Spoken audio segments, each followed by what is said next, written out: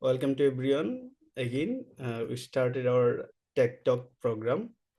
Today, I'm going to conduct a interview session with one of the brilliant students of University of Sheffield. His name is Iqbal Maulana Haryadi. He's from Indonesia. Here is Iqbal. Iqbal, are you listening me? Yeah, I can hear you just fine. Thank you. Good good evening, guys. My name is Iqbal Maulana Haryadi. I'm a student from Indonesia, and I graduate from Gajah Mada University. And my degree is Bachelor of Electronics and Instrumentation. And now I'm studying at the University of Sheffield uh, as a master student. On the electronics and electrical engineering. Iqbal, could you please tell us regarding your whole journey from Indonesia to UK? Okay, well, after I graduate, as a fresh graduate, I started to looking for work. I have worked in several sectors, maybe.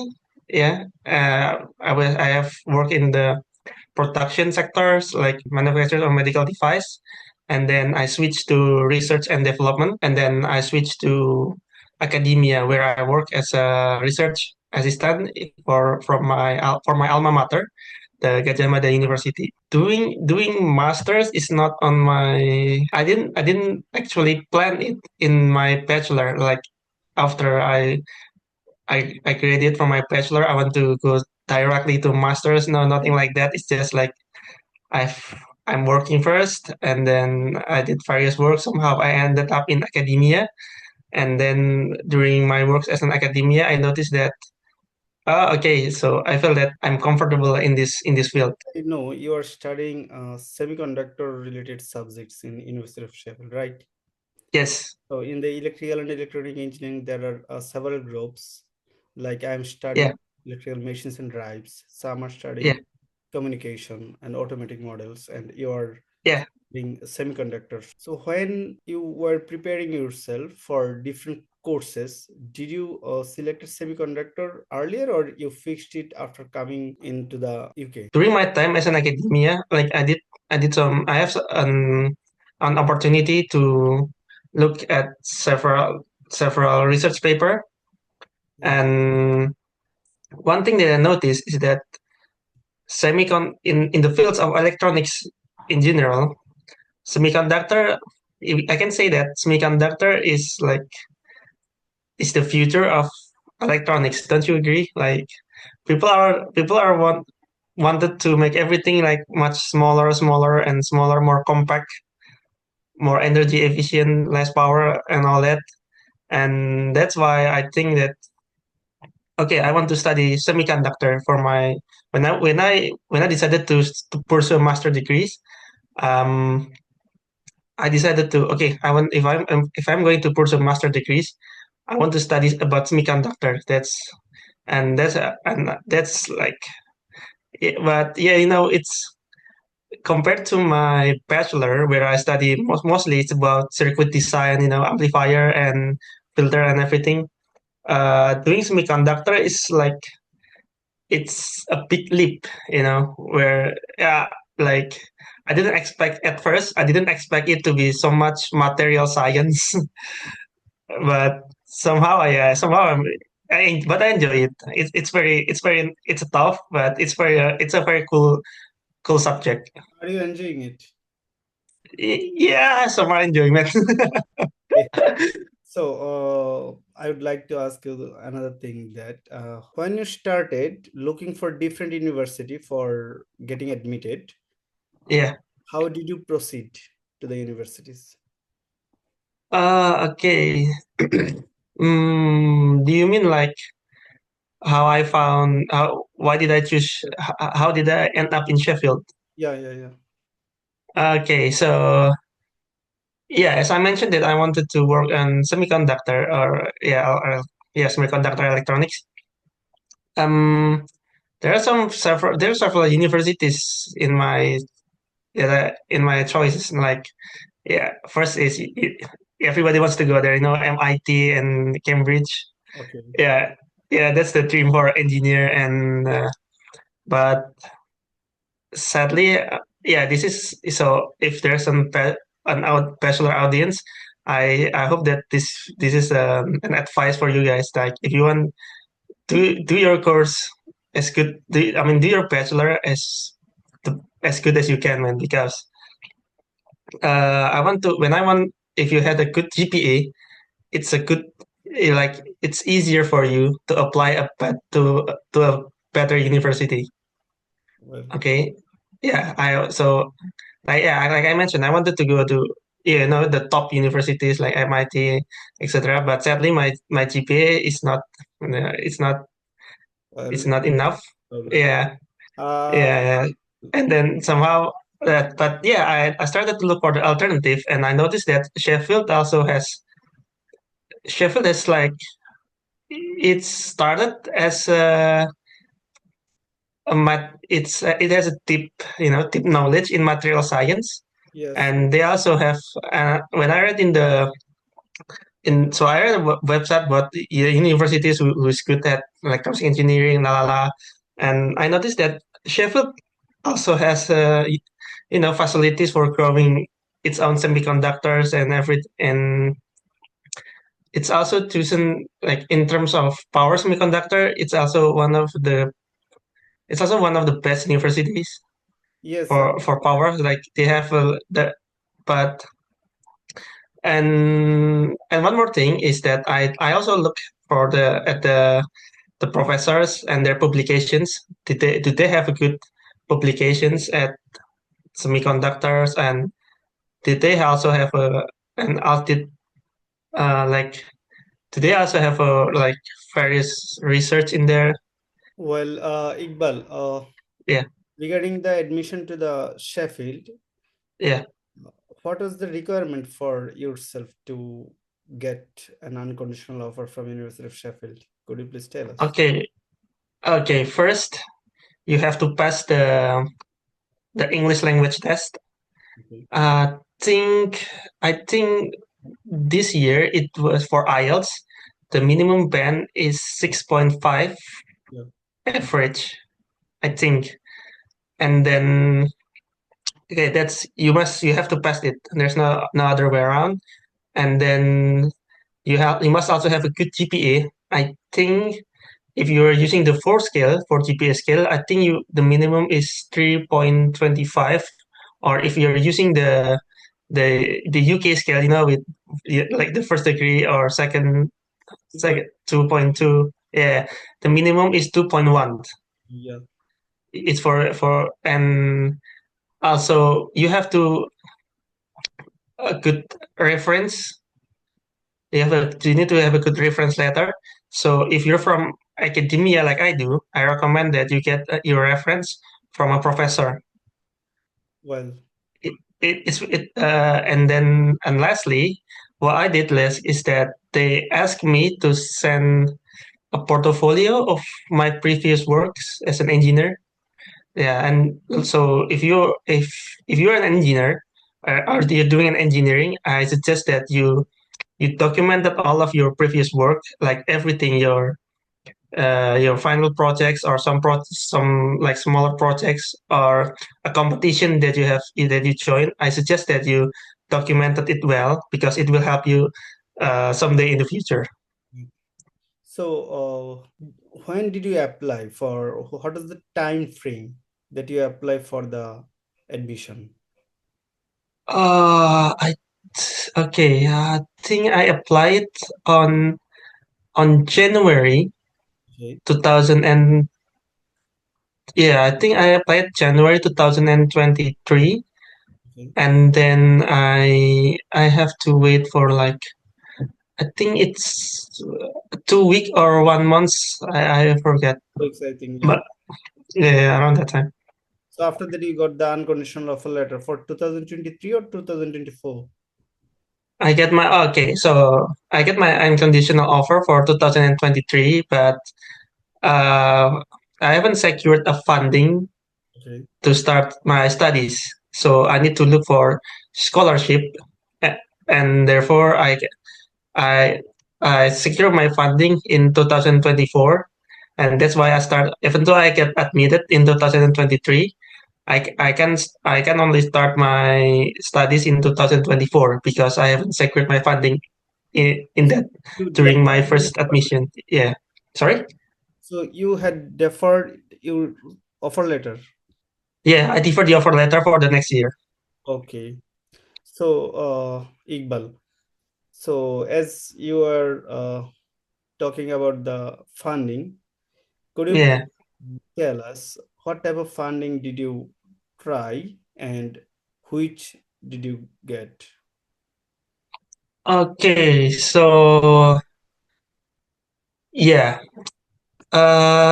For Indonesian students, okay, so okay, guys. I'm talking about Indonesian student in general. Okay, So, so there's this Chevening scholarship.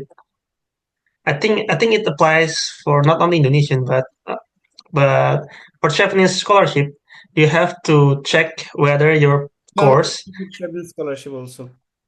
is. Sheffield. Oh yeah, okay, that makes things easier.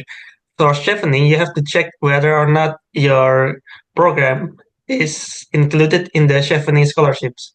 Like they didn't want to like funds every program. Like I think during in 2023, they didn't include electronics and electrical engineering in the University of Sheffield.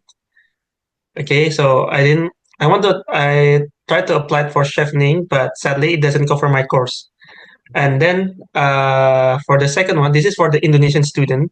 Uh, our our government has this program called Indonesian Endowment Funds for Educations. It's a scholarship for Indonesian students, and I have to, sorry, governmental scholarship, and I have to apply it for I think like 3 times until I get admitted. It's an open competition, guys. So Okay. everybody can apply it. It's very competitive. So you have applied for three times. Yeah, I applied for 3 times. Finally, you get successfully the scholarship. Yeah, third time the charm, I guess. Okay. So, in Indonesia, if someone want to apply for the scholarship, how he or she should prepare? Okay. I think okay. So because I tried to apply for the chevening as well. I think there's a bit similarity in both in every scholarship. First, you have to plan for your studies. You have to plan even even planning for your studies is not enough. You have to also plan for your journey after your studies. Uh, Okay, so it's a long term planning. like future Um, plan or something long-term plan. What will you do yeah, after studying? Something like that. yeah. What will you do after your studies, and what will and after like 5 years after your studies, what will you do, and then 10 years after your studies, what will you do? Yeah, yeah, something like that. I So, think yeah. In my as for my for my scholarship, it was I think it was 10 years. Okay, and then you have to uh, um, prepare your CVs as well. Like so, before because I used to work as a research assistant. Before I apply for my scholarship, I have somehow I managed to publish a research paper, and it boosted my CV in front of the panelists. Like they see that okay, this guy has a this guy has a publications in academia, so this guy this he or she must be have some kind of resilience in studying and in research as well. So first you have to prepare for your plan your studies and plan your journey, and then you have to like it's similar to applying for a job. You have to boost your CV as well. To okay. and then and third and the last one, I think okay, because I'm from the government scholarship, and you have to also plan what what are you planning to give your for your scholarship for your sponsors. It's basic because basically it's like a trade, you know. Understand. Somebody sponsor you to study, but what will he get from you? what will he get from your from sponsoring you? You have to also planning that, like if it's a like company scholarship, Yeah. okay, what are you gonna do with what are you going to give for that company? Okay. You have to also these things may sound simple, but you have to really consider it because in my experience, scholarship is a very competitive process. Right. So, was there any condition that you must go back to your country after finishing their course? Yeah, okay. So the terms for my scholarship, because it's a governmental scholarship, after finish my studies, so because my course is 1 year course, after I finish my study, I have to work in Indonesia uh, about 2 or 3 years. You know, sometimes the regulation change. I heard that the last time it was 2 years, but sometimes before that it was 3 years. So I think the regulations can change sometime. But if you are doing 2 years, you're going to have to work for in Indonesia for 4 or 5 years. So it was twice your.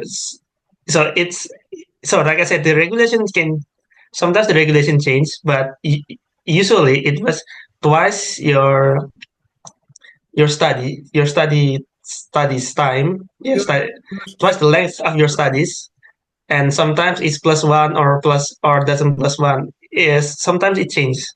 Okay, so if you study for 1 year, you have to work Yeah, in the country for 2 years, something yeah, around 2 or 3 years. 2 or 3 years.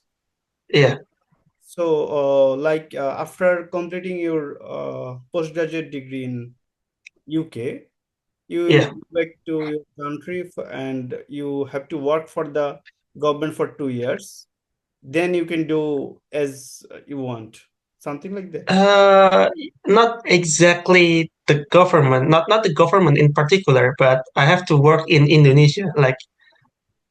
For private, S- uh, like providing sorry, service to the country. Any yeah, organization. sorry, In your organization, you can work, right? yes, yes, not on. It's not limited to the government, but also like company as well. Okay. Mainly, you have to be in Indonesia, something like that, right? Yes, I have to do it. Okay. So, what's your plan after completing this course? Will you apply for graduate visa in UK or you will just go back to the country? Okay, so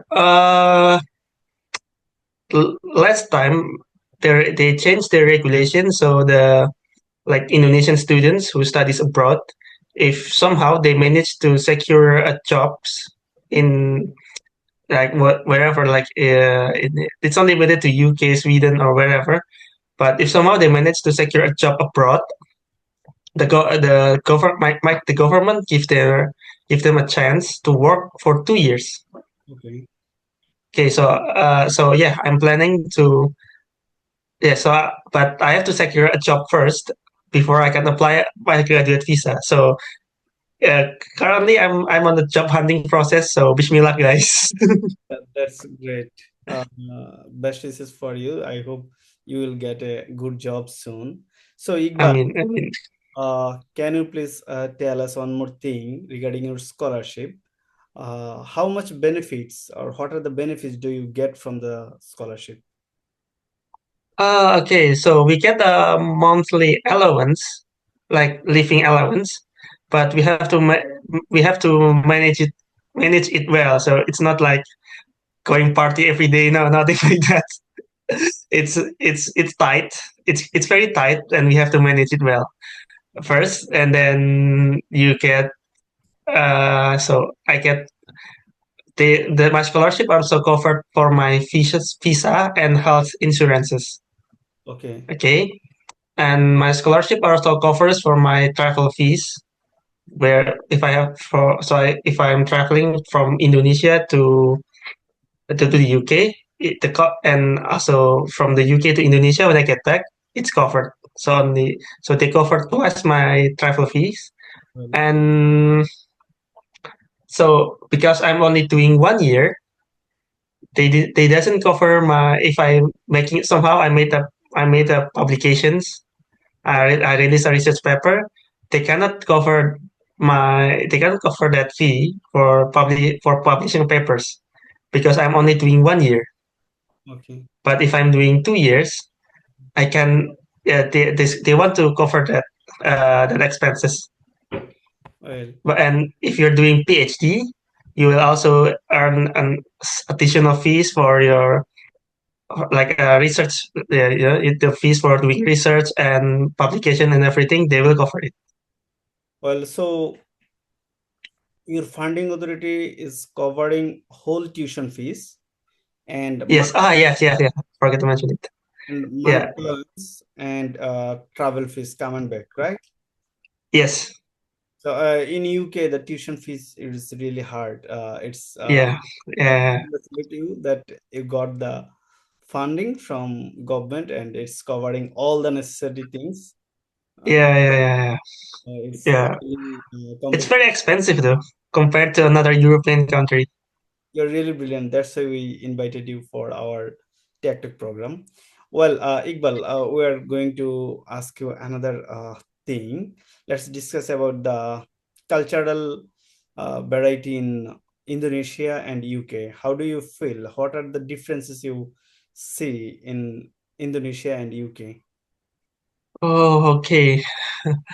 In terms of cultural, I think okay. If you're talking about cultural, It's like to be it's the normal thing in Indonesia. What do you often find in Indonesia, but in UK it's not available. But what are in the available in the UK, but in Indonesia it's not merely available. So okay. So first of all, from Indonesia, if he or she watches our video, he yeah. she can get some overview. Okay, Okay. Okay. So first of all, it's public transport. okay, Public transport. The public transportation is like I said, it's way better here. It's way better because how do I explain it? Okay, so in Indonesia, like every people, they must own at least a motorcycle. okay, Like that's the only way for you to travel from like from your accommodation to your university or your workplace. Or at least you need to own a bike, okay? A bicycle. But here you can even if you didn't have your own like your personal vehicle, the public transportation is enough for you to travel from one place or the other. okay. Like you can do your daily like uh, daily shoppings on if you need to go to the university you can take the bus or the trams in my case. uh, so that's a difference. And another thing is I can say that I think the weather also affects the culture. Like Okay, okay, so in you can tell about weather. Anything else you can just share with us. yeah, okay. So okay, in Indonesia, like if we okay, so because we most Indonesian is a Muslim. So if you want to tell the times, like let's meet. We don't say that let's meet at 12 o'clock. We say that let's meet 5 minutes after Zuhur. But in UK, it's all about time. Yeah, Yeah. So if you wanted to do a meeting at it's tens, frozen time. Like yeah, you have to be. It's 10 o'clock. But in Indonesia, if you want to do a meeting like first they will ask you, okay, let's meet at 7. No, 7 is Isha time. We have to meet 5 minutes after the Isha. It's something like that. always time changes in Indonesia. I think it's Yeah. careless about the time. Anyway, Yes. Yeah. Yeah. Yeah. Yeah. But I think, but some at first it was like um, it's a bit difficult. I need to like add a small adaptation. I need to adapt myself to these conditions. I think it's the first 2 months. It was like I was always in a rush. Yes. I'm running from one place to the other. But afterwards, it's nice. Like I know I learned about the disciplines. I'd like to ask you a couple of questions in this time. First of all, I'd like to ask you that what are the part-time job opportunities in UK? Okay, so if you're doing masters, you can there's a like a various part-time opportunity on campus and off campus as well. And University of Sheffield has a good website, where they like collect all like various part-time opportunity off campus and on campus. um if you're planning to work on campus, you can apply for a position like a research assistant. And then you also can apply for a position like exam checker. There are also various position at like how do I say it? Like you can work on the student engagement and Yeah, student union uh, also. yeah, and you can Well, the administrative position. Iqbal, Yeah. do you think the salary one get from the part-time job is enough for maintaining his or her living cost in Sheffield? Oh, okay. Um. uh, Because I got this question from different students, and okay. from my perspective, I think it's really tough because getting the job is not an easy task, and Yeah. maintaining whole accommodation fee with a Yeah. job, it's a real hurdle. I think it's Yeah. from my perspective. I would like to hear from you. You're staying in the Sheffield, but I'm not staying there. What do you think? Okay. Is it possible to maintain accommodation cost by doing some part-time jobs? No, I don't think it's possible. Like if you're doing part-time jobs, I think your mindset must be voluntary or part-time jobs. Yeah, I think it's pretty similar. I think your mindset must be, if you're an international student, Yeah. um, and you have to do this in order to boost your CV, Okay. so you can work abroad somewhere after you graduate. Because if you're aiming for the money or the salary, it's not, I think it's not worth it. Because first you have to spend energies in working, energies that if you're an international student, energies that that I think you have to spend it on studying. Yeah. Because yeah, especially if you're okay, so in the engineering perspective, engineering is very it's very tough. Yeah. Yeah. I'd rather spend my time studying instead of doing part-time jobs. Because if you're aiming for the money and the responsibility, it's not worth it. For me, it's not worth it. But It's if you're challenging. yeah, it's challenging. And you cannot cover your accommodation fees. Maybe you can buy something from your salary. Maybe you can buy something nice in the weekend. Like maybe you can buy new shoes, or you can eat somewhere nice, maybe. But yeah, that's it. Oh, well, I understand. To my perspective, that it's really tough to maintain the accommodation and Yeah. living cost because for a student, for international students, almost £1,000 is required at least. Yeah. I Maximum. think in Sheffield, mine is 600 a month. It's rent. Yeah, the rent is 600. Okay. But I heard that in other cities, like in Edinburgh, it's more like 800, 900, somewhere around that. In Leeds, the accommodation rent is quite high. It Okay. it's Yeah. close to 1,000.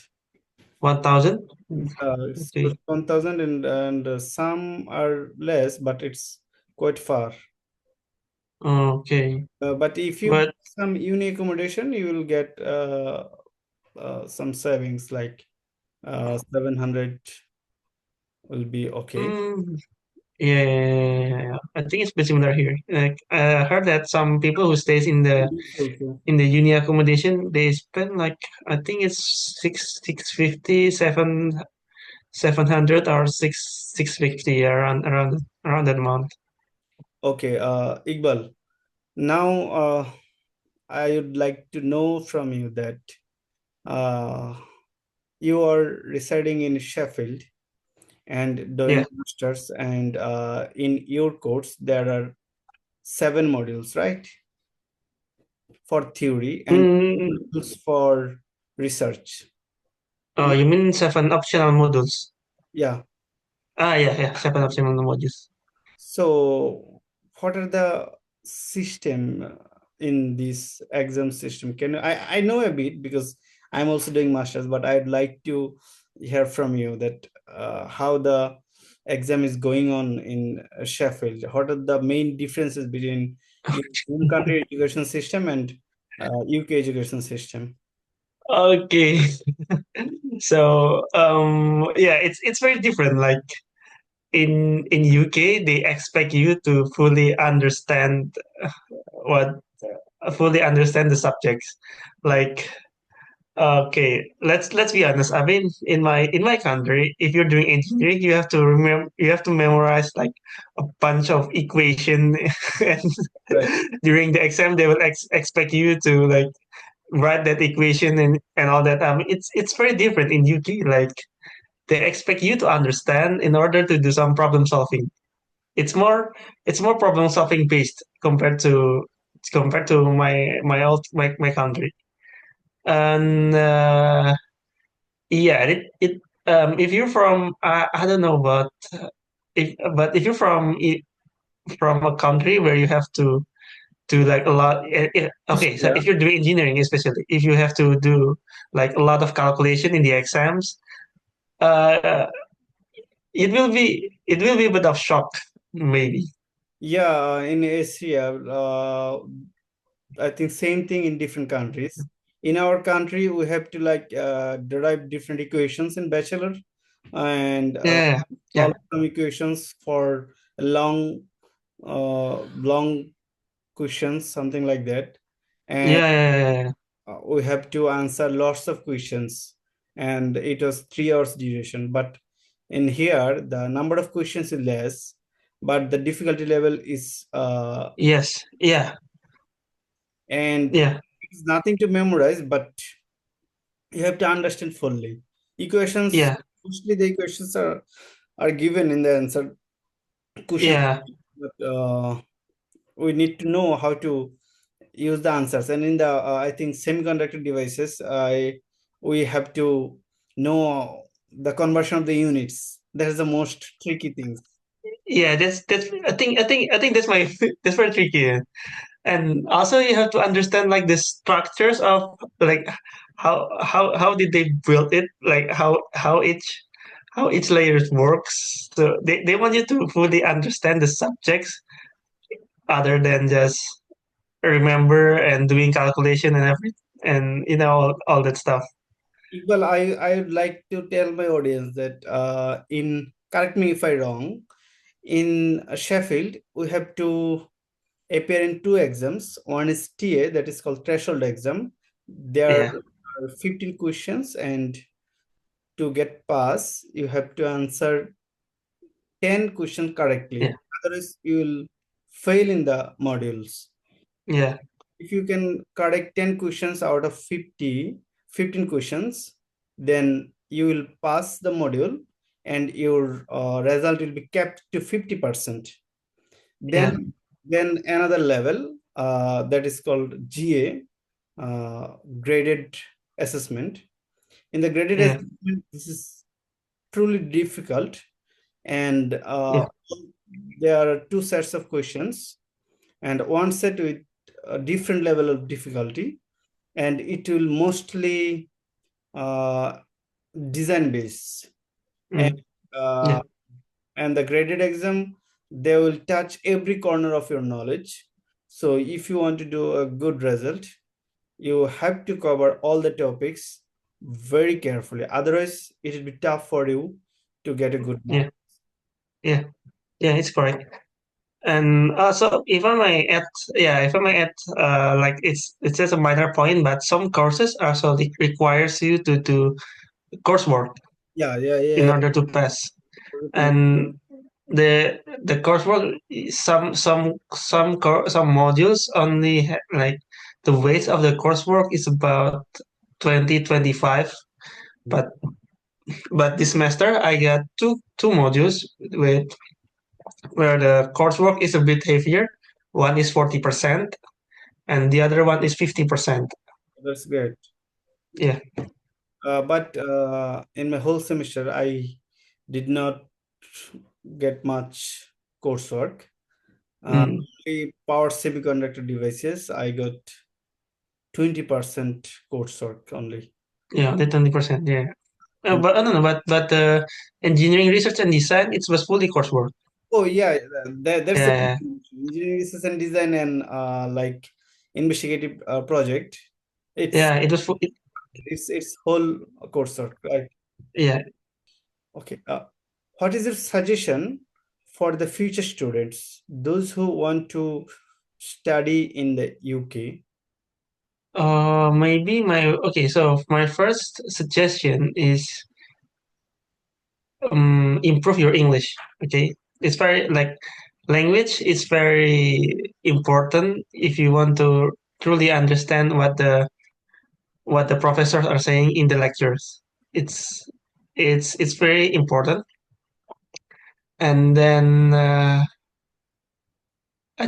so my other suggestion is if you already get admitted and you already get your funding and you know that you will be start your studies maybe in the autumn or spring semester, whatever. My suggestion is that better come prepared. Like check your modules, what which modules you want to take, and usually they provide you the reading list of the modules. I suggest that you start to take a look at the reading list first, so you get the idea what are you going to study in that modules. Otherwise, you may pick a wrong modules, and your life will be get a bit difficult. And last thing, I think you have to be like be more disciplined.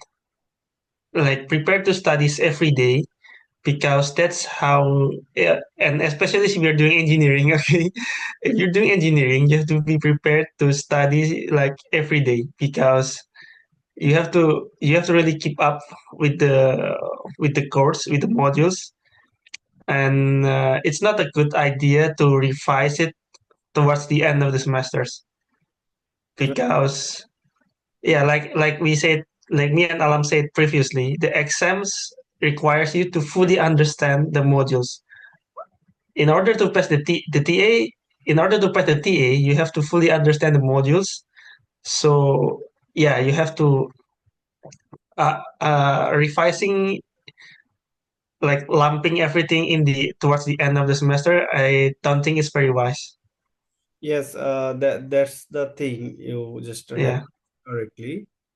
If you focus your study in the whole semester, it will be tough for you to get pass. But if you can consistently follow the lectures, Mm, it's really yeah. easy to get the good marks. Yeah. Uh, It's true. but the thing is that you have to be consistent. Yeah. Yeah. Yeah. How do you find your life in UK? What the things are you enjoying? Well, since I'm living in Sheffield and I enjoy like going to natures, like doing some trekking or hiking, I really enjoy this. Like they have very good the nature the national park here. It's very nice. Yeah, Um, okay, let's be honest. I'm not. I hope I don't want to scare you guys in the whole of this this whole of this talk.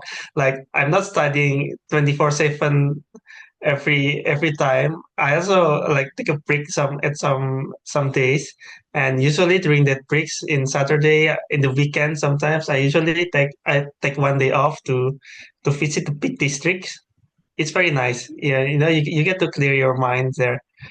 That and another thing that I enjoy is that if you're a Muslim in UK, it's not very hard for you to like do your prayers and your Muslim obligation. There's a lot of halal options here, and in Sheffield especially, it's not very difficult to find the mosque or other like prayer rooms in the city and the university as well. So those are the 2 points that I really enjoy about UK. The thing I enjoy most, it's summertime now, and the fields are being greener and the daffodils is everywhere. Yeah, it's much better. Lots of daffodils, and in the winter time, lots of ices. Like Yep. Okay. If you if you're I'm not like like it's too cold and too hot. Okay, yeah, yeah. The first time you saw snow, it's very it's very beautiful, but after 2 days, yeah, it's horrible. yeah. So Iqbal, let's end our formal, semi-formal conversation here. The viewers of Tech Talk, uh, thank you for staying with us, and I'd like to thank Iqbal that he gave a lot of time for us.